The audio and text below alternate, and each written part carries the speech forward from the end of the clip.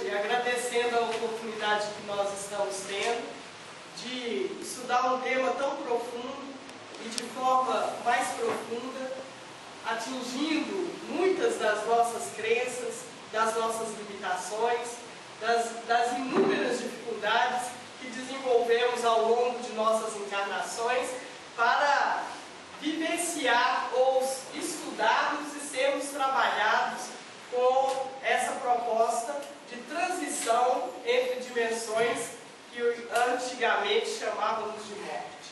Não é isso? Nós estamos aprendendo essa nova expressão. Então eu quero agradecer muito, porque eu acredito que a espiritualidade nesse período tem nos dado uma assistência muito grande, porque a cada dia que passa nós vamos recebendo relatos das pessoas que estão recebendo esse trabalho, não só os que estão presentes aqui, como os que agora participam conosco através dessa filmagem precária que ainda estamos fazendo. E eu recebo em casa muitas informações de como que isso atua no psiquismo e na vida diária de todos nós. Então eu agradeço muito a Deus, a espiritualidade por estar nos acompanhando, nos proporcionar, trazermos um tema dessa forma que estamos trazendo aqui. Não estamos falando de uma morte ou de uma transição de dimensões espirituais para conhecimento. Nós estamos buscando aqui um trabalho que vise integrar esse conhecimento dentro da nossa alma, dando uma oportunidade à alma de fazer escolhas cada vez mais saudáveis, cada vez mais integradas com aquilo que nós estamos disponibilizando na nossa vida. Isso é muito importante para nós. Então eu vou mandar um abraço para a Jane, lá em Brasília. Ela mandou um beijo para todo mundo.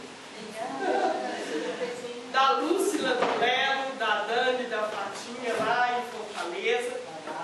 Da Dalva foi quem realmente deu um retorno para nós durante essa semana. Da Sônia Horta, que mandou um abraço para todo mundo e me disse que ficou muito lisonjeada de receber, a Cristiane enviou, de receber o vídeo, para acompanhar conosco. Tá bem? Então, vamos continuar. E nós estamos falando sobre as várias formas que manifestamos o medo de desencarnar. Não é isso? Na semana passada, a gente falou dessa coisa que entendemos como inferno, que aprendemos e, na verdade, agora podemos entender como níveis do que chamamos e do que o autor chama para nós do baixo astral. Então nós estamos falando que o medo de nós desencarnarmos também é esse famoso medo de não alcançarmos níveis compatíveis ou desejados por nós durante a nossa encarnação, não é?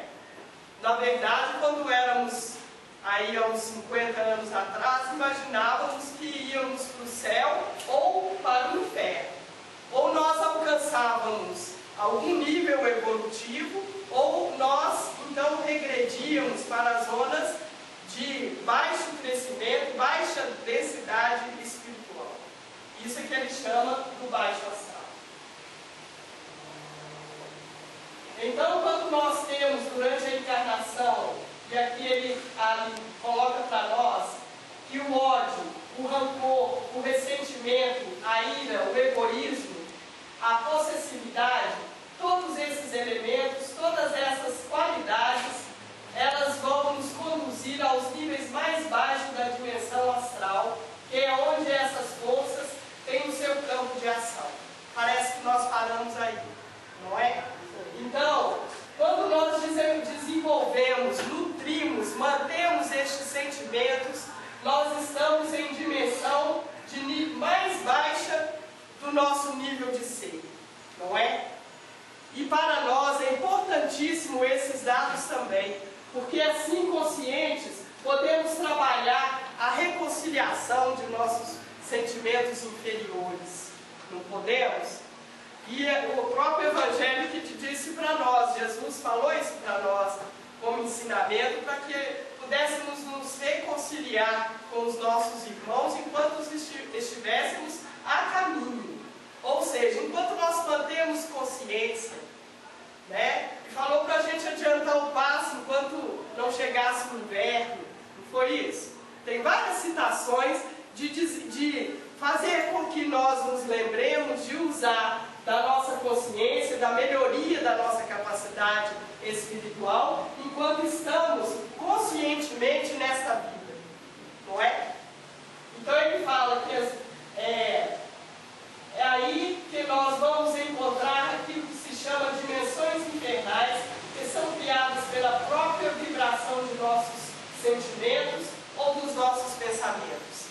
Eu costumo dizer aqui, semana passada eu me lembrei disso depois que fomos embora, que eu sempre digo que a doença vem do pensar mal, não é? Pensou mal, adoeceu. E nós pensamos mal, não é das outras pessoas não, às vezes pensamos mal e muito mal de nós mesmos. Avaliamos criticamente, avaliamos de forma inferior muitas das nossas também qualidades e das nossas necessidades. Estamos sempre nos relacionando com os nossos sentimentos, com os nossos pensamentos, de forma às vezes deletéria, ou seja, de forma a não produzir energia saudável. Vocês entendem isso? Mais ou menos. É consciente ou inconsciente? Algumas vezes é de forma bem consciente. Fazemos avaliações assim terríveis sobre o nosso passado, sobre nossas condições, principalmente quando resolvemos melhorar. Vocês já pensaram assim? Quando eu resolvo fazer alguma melhoria na minha conduta, eu começo a olhar para trás para aquilo que já vi, já fiz, e começo a fazer um monte de risquinho vermelho, a me condenar também. Essa... Oi? É igual o bonequinho da fofa. Isso. Essa é uma condição que nós também preparamos e nos colocamos em dimensões como essa. Fora aquelas que fazemos diariamente de julgamentos, de críticas, de avaliações em relação ao outro. Porque nós falamos aqui de uma tremenda perda de tempo, né? Gastamos de energia espiritual, espiritualizante, gastamos de nosso tempo físico, de nossa condição, e depois ainda temos que repor tudo isso de volta da lei, não é?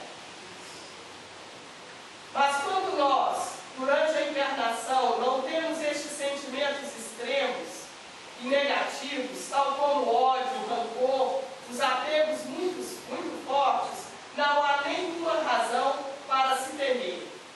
Nós vamos para o nível para o qual somos atraídos. Nós vamos para o nível que corresponde aos nossos sentimentos internos, que corresponde ao nosso próprio estado de consciência. Entendeu aí, Madalena? Sim. Corresponde ao nosso próprio estado de consciência. E ele fala para nós que nós somos atraídos. Ou seja, aquela energia que nós vibramos nela é que corresponde ao nosso interior, ela que vai nos manter no nível em que nós nos encontramos. Mais ou menos como a gente fala, brincando, né? Gambá cheira gambá, não é? Gambá cheiroso. Um gambá cheiroso. Falamos assim? Nós mesmos, de forma física, sabemos que somos atraídos para os lugares, para as pessoas, para o nível de ser correspondente ao nosso. Isso é verdadeiro para vocês? Então, quando nós... Oi? Imagine isso contando sobre os nossos sentimentos, sobre os nossos pensamentos em ondas mentais, em ondas magnéticas. A correspondência é de tal forma que uma se assemelha à outra e vai embora. Como a gente brinca, soma, não é assim? Então, é de nossa responsabilidade, melhoria de nossa consciência,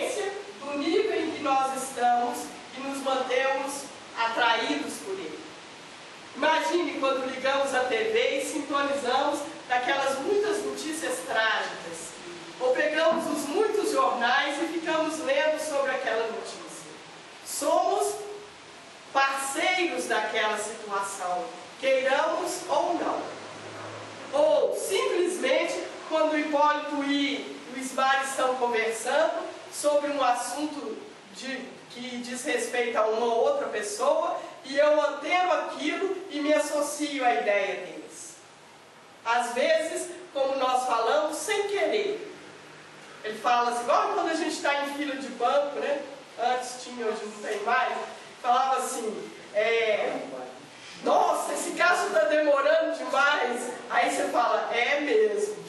Você nem quer falar mal do caixa lá, mas você fala, é mesmo. Não é isso? É essa sintonia, não é à toa que escolheu a gente para falar, né? Porque sabia que a gente ia corresponder. É dessa sintonia que nós falamos.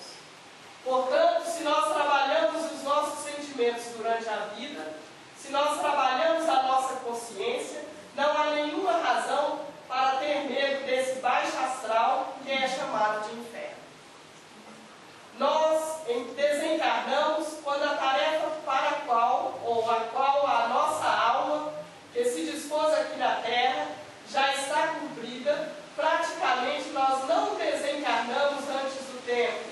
E raramente também desencarnamos após esse momento pré-estabelecido.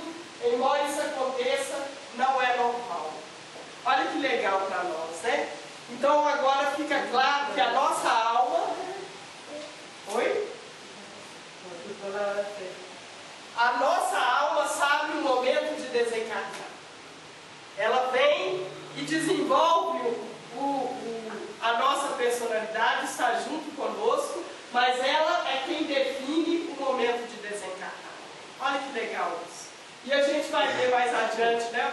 O que ele está falando, como que isso acontece. Praticamente nós não desencarnamos antes do tempo.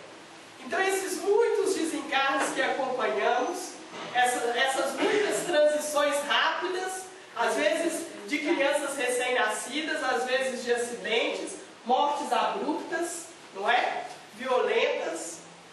Esse tipo de desencarne não está fora do tempo. A alma, mesmo os assassinatos, a alma sabe, e assassinato geralmente é kármico, né? Mas a alma é que define, que conhece a necessidade própria de cada um de nós. Não é a personalidade. Também. Mesmo sendo coletivo, Lênin? Mesmo sendo coletivo. Você acha que alguém estaria ali por acaso? Fala assim, mesmo você não conhecendo.